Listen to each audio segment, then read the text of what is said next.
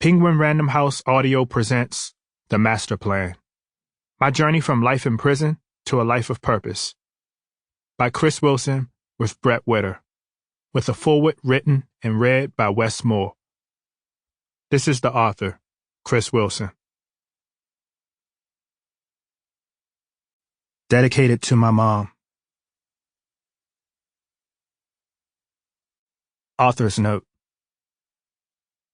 At the request of my publisher and legal counsel, some names, places, and dates in this book have been changed to protect the people involved and those still hurting over events described here.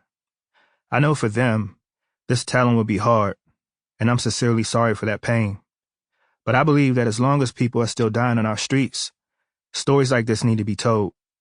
Please respect the privacy of those affected. Thank you. At some point between my sentence reduction and my release, I lost the paper copies I had made over the years of my master plan. I now only have the last version, which I wrote for my judge and which is pictured in this book. I had stored the list on a floppy disk, which I kept in my cell, but every time I updated it, I saved over the previous version. So those older versions are lost. I recreated the older versions of the master plan in this book by starting with the most recent version and making an educated guess at when items were added. Hey, this is Wes Moore coming to you from Baltimore, Maryland. I first met Chris Wilson 5 years ago when a mutual friend and prominent local philanthropist convened a small group of local leaders to discuss Baltimore's future. The framing of the evening invited us to envision Baltimore in 2033, in the hope that we might generate a handful of new solutions to some of Baltimore's deepest challenges. Over wine and good food, we consider the future of a city in the context of its declining population. We debated the obstacles to every child enjoying a quality education no matter where they attend school.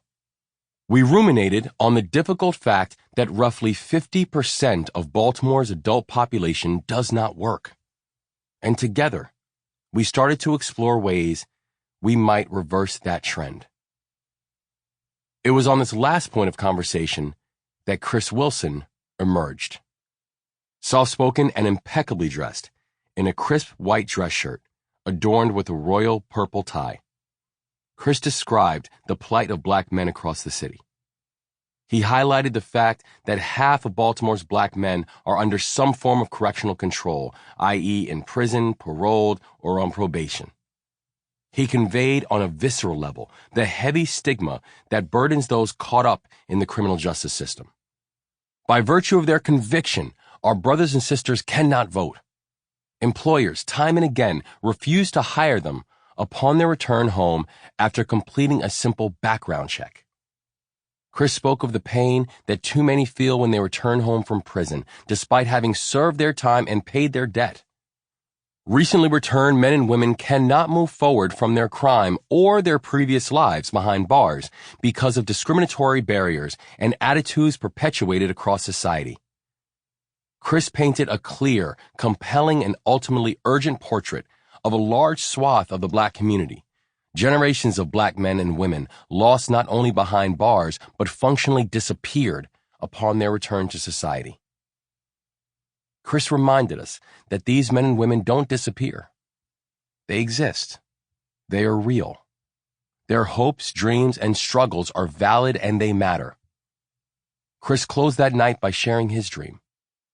He wanted to build, with his own hands, companies that made people's lives better. He envisioned, for instance, a furniture company that would rehabilitate secondhand furniture as well as the prospects of the people whose hands created it.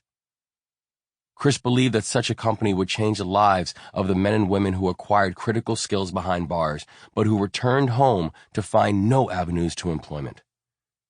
He also believed that a company led by the formerly incarcerated could alter our larger conversation about the people that we as a society are altogether too comfortable disregarding. Chris asked us the question, what if we didn't throw our people away? What would happen if we recognized their value?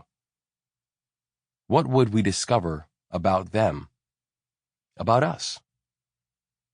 Something I learned in the course of writing The Other Wes Moore is that people are not only products of their environment, Sample complete.